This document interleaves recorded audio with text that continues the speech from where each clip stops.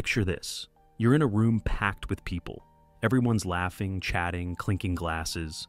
It's loud, full of life. But deep inside your chest, there's this empty feeling, like something's missing. You're not sad exactly, but you're not really there either. You look around and wonder, why do I feel more alone here than when I'm actually by myself? If you've ever felt that way, like you're surrounded but still isolated, this video is for you. Because that feeling isn't random. It's not some weird personality flaw. It's your inner self sending a message, screaming for something deeper. Something that the modern world doesn't give easily anymore. Real connection. Today we're diving into 7 powerful psychological reasons why solitude often feels more comforting than crowds, why silence feels more real than small talk, and why, maybe, you found peace not in people, but in being alone. But first, ask yourself this. Have you ever noticed how the people who seem the most outgoing, the most surrounded by friends, often end up being the ones who suffer the most when no one's watching? That's not a coincidence. We live in the most connected time in human history, yet we're drowning in loneliness, because what we've built isn't real connection, it's performance. Reason 1, most relationships today are fake without even trying to be. They're not fake because people are malicious. They're fake because everyone's showing up as a curated version of themselves. Carl Jung called it the persona, the mask we wear to fit in, to survive socially, to be accepted. We play roles, we smile, we talk about the weather, work, the latest show. But we leave the truth, our fears, our flaws, our deeper thoughts at the door. And when you're surrounded by people doing the same, it's not a party, it's a theater. You're watching others act, and you're acting too. And even if you don't fully realize it in the moment, your soul does. It feels the lack of realness, of depth. That's why being alone feels like a relief. You can take off the mask. You can breathe. Jung warned that the more we live through this mask, the more we disconnect from who we really are. And when everyone's disconnected, when nobody is truly present, there's no intimacy. You're not connecting with real people. You're just bumping into well-rehearsed characters. That's why a crowded room can feel colder than an empty one, because the crowd isn't real, and your soul knows. Reason 2, your nervous system is under attack. Imagine being at a dinner party. Someone's talking to you, but glancing at their phone every few seconds. Music's blasting, notifications buzzing, other conversations surround you. People are interrupting. The TV's glowing in the background. Your brain is juggling all of it at once. And guess what? It's not built for that. You think you're socializing, but your mind is barely staying afloat. Your nervous system is burning out. And when you're constantly overstimulated like that, presence disappears. You're no longer with anyone, not even yourself. Now contrast that with solitude. When you're alone, there's no competition for your attention. No noise, no masks, just stillness. And in that stillness, something magical happens. You start to hear your own thoughts again. You feel your feelings. You exist, not as a role, not as a mask, but as yourself. That's why silence so often feels like truth. Because in a world obsessed with noise, stillness becomes sacred. Reason 3, introverts aren't shy. They're running low on energy. This one's important whether you identify as an introvert or not.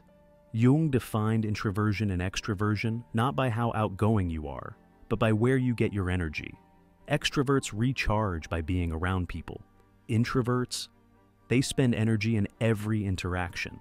Now, imagine being in a high-energy environment, one that demands constant interaction, every moment draining you further. For introverts, that's not a party. That's an energy crisis. And when the conversations are shallow, when you're not being fed emotionally or mentally, that's like pouring your last bit of fuel into a car that's going nowhere. Introverts, and honestly, many emotionally self-aware people, aren't antisocial. They're energy efficient. They'd rather have one real connection than a dozen small, draining ones. And when the social world offers only surface-level exchanges, solitude becomes a necessary retreat. Not to hide, but to recover. If you're someone who walks away from social gatherings feeling exhausted instead of uplifted, you're not broken. You're just wired for depth in a world that rewards surface. Reason 4.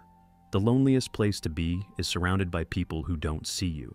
Let's talk about a paradox that hits hard.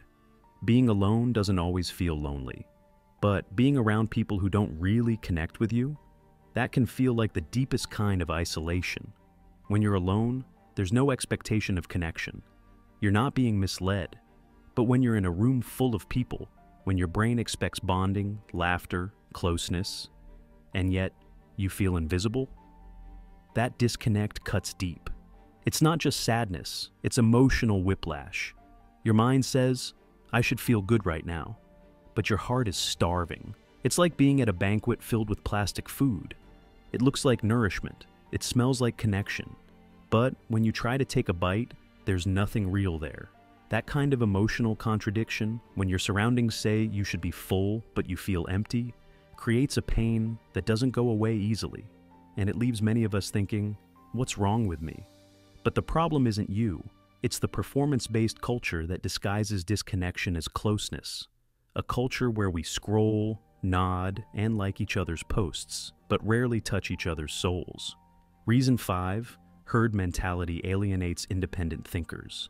Here's where we go deeper. Friedrich Nietzsche spoke about herd morality, the tendency for society to follow popular ideas, not because they're true, but because they're comfortable. Most people don't question things. They conform. They blend in. They find safety in sameness. But if you're someone who thinks, who questions, who sees through the scripts everyone else is reciting, you'll feel like an alien, because the more you grow, the more you see. You start noticing the emptiness behind most social rituals, the recycled conversations, the status chasing. And the more aware you become, the more isolated you feel from people who are content not to look deeper. That's not arrogance. That's the price of awareness. Nietzsche lived this himself. He was deeply lonely, not because he didn't want connection, but because the world around him couldn't meet him where he was. If you've ever been the one person in a group who feels like you're speaking a different language, who's craving depth while everyone else is skimming the surface, you're not broken. You're just awake in a room full of sleepwalkers. Reason 6. Vulnerability is extinct in surface-level culture. Here's another reason solitude feels safer. You don't have to protect yourself. You don't have to filter your thoughts or censor your truth. You can be you without fearing judgment, rejection, or being misunderstood. But most people aren't comfortable with vulnerability. We've been trained to showcase perfection, to highlight success and hide struggle, to talk about our wins but never our wounds. Social media made this worse. It gave us tools to curate our lives like highlight reels. The result? Everyone's performing, and no one's connecting. And if you're someone who craves real connection, who wants to talk about meaning, fears, dreams, pain, you'll feel suffocated by the shallowness. Because trying to form deep connection in a shallow environment feels like trying to swim in a puddle. It looks like water, but it can't hold you. It can't carry your depth. That's why solitude feels safer for many people. Not because they don't want to connect, but because they're tired of pretending that fake intimacy is better than none. In solitude, there's no act, no armor, just you and your unfiltered self. And sometimes, that's the only place that truly feels like home. Reason 7. Solitude is the only place where your real self is fully welcome. Let's end with the most important truth of all. When you're alone, you're with the one person who truly gets you. You. There's no pressure to be impressive. No pressure to be funny, polished, agreeable, or charming. You're not being evaluated, judged, or edited. You're just existing, exactly as you are. That's why solitude doesn't feel empty. It feels real. It's a space where authenticity isn't just allowed, it's expected. You're free to feel what you actually feel, to think without filters, to rest without pretending. That kind of freedom, you can't buy it in any room full of people. And here's the beautiful part. When you choose solitude, when it's not forced but embraced, it becomes a sanctuary. Not isolation, but alignment. It's you saying, I'd rather be real with myself than fake with the world. Now, let's be clear. This isn't an argument for disappearing from society. You don't need to go live in a cabin in the woods.